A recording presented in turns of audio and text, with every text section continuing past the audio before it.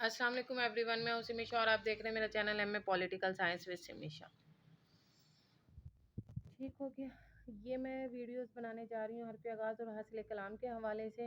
इसके अंदर मैं पहले ऑलरेडी वीडियोस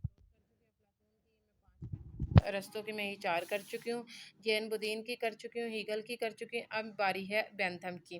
बेंथम के नज़रिया अफादियत के हवाले से कि अगर ये सवाल आ जाता है नज़रिया अफादियत, तो इसका हरफ आगाज़ क्या होगा और हासिल कलाम क्या होगा, सवाल का शुरू कैसे करना और सवाल का एंड कैसे करना है। ठीक है, इसके हवाले से मैं आप लोगों को अपने ही नोट्स में से आप लोगों को पढ़कर सुना दूँगी, ताकि आप लोगों को पता होगा कि मैंने क्या हरफ आगाज़ लिखा हुआ है। मुमताज़ बरतानवी फ़लसफ़ी जर्मी बेंथम को नज़रिया अफ़ादियत का बानी समझा जाता है। ये दुनिया का एक अजीम कानूनी मसला था। इसने अफ़ादियत के असूल का इतलाक़ अखलाकियात, सियासत और इल्म कानून पर किया। इसके नज़रियात ने कई मुफ़क्किरों मसलन जेम्स मिल, जॉन ऑस्टन और स्टुअर्ट मिल को बहुत मुतासिर किया। 19वीं सदी का आगाज़ यूरोप के लिए एक जज्बाती हिजान का दौर था।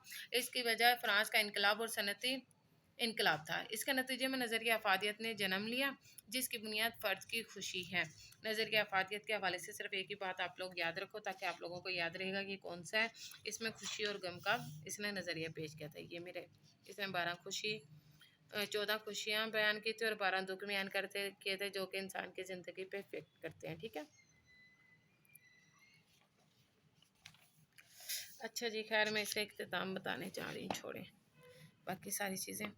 अच्छा जी, किस्सा मुख्तसर ये है कि बेंथम अपने दौर का एक नामवर मुफक्किर था। उसका नज़रिया इफ़ादियत उस दौर के मुताबिक सही था, क्योंकि वो दौर हैजान का दौर था। उस दौर के इनकलाब ने इंसानी ज़िंदगी को बेचैन और बेसुकून कर दिया था। नज़रिया इफ़ादियत की बुनियादी फ़र्द की खुशी है, जिसको ठोस दलाइल के साथ बेंथम ने पेश किया। ये मैंने इसके बेंथम के नज़रिया इफ़ादियत का एंड आप लोगों को बता दिया। ठीक है, अपना ख्याल रखिएगा। ओके जी, अल्लाह हाफिज़।